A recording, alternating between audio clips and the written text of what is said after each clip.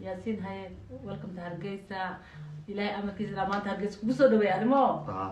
ما شاء الله أنا هذا كوو فرح سنة ولا شيء قال أنا أركو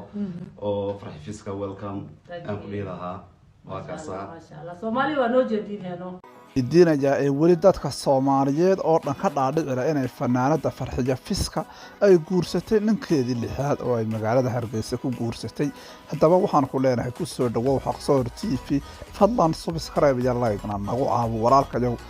fanaanada Farxiyo Fiska oo ku sugan magaalada Hargeysa ee Somaliland ayaa soo bandhigtay shacayrkeeda rasmiga ah haddaba maxay tahay fanaanada Farxiyo Fiska shacayrkan cusub waa ayo ninkan cusub ee ay soo bandhigtay ee baraha bulshada hareeyay ilaa maanta haddaba sida warar xaqiiqo ah lagu sheegay iyo warar rasmi ah waxa ay Farxiyo Fiska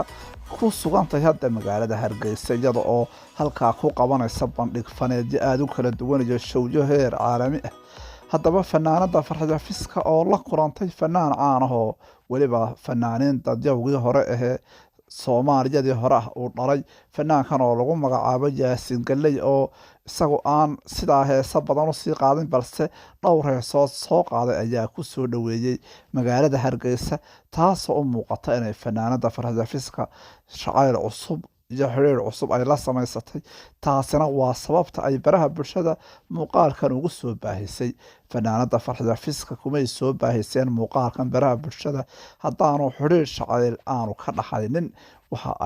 waxa soo dhaweeyay fanaanada Farxiyo Fiska dadyow badan oo reer Hargeysa ah haddaba dadyowga Soomaaliyeed ee falanqayaasha waaweyn ee Soomaalida ee ka faalooda waxyaabaha social media ku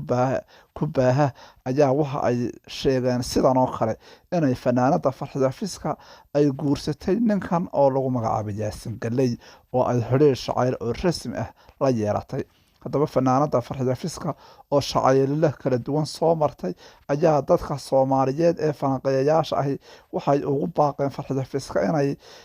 ilaahay u barakeeyo haddii uu dhab yahay shacayrka cusub ee dadku ay sheegayaan balse warar xaqiiqo ah sida lagu sheegay fanaankan Yaasin Galley iyo Farxiyo Fiska ayaa dadku isaga shakisan yihiin in ay shacayr rasmi ah wada bilaabeen waxaanu hareeyay muuqaalkooda ay soo duubeen baraha bulshada ayuu aad u qabsaday sidaasoo ay tahay ayaa dadka Soomaaliyeedna u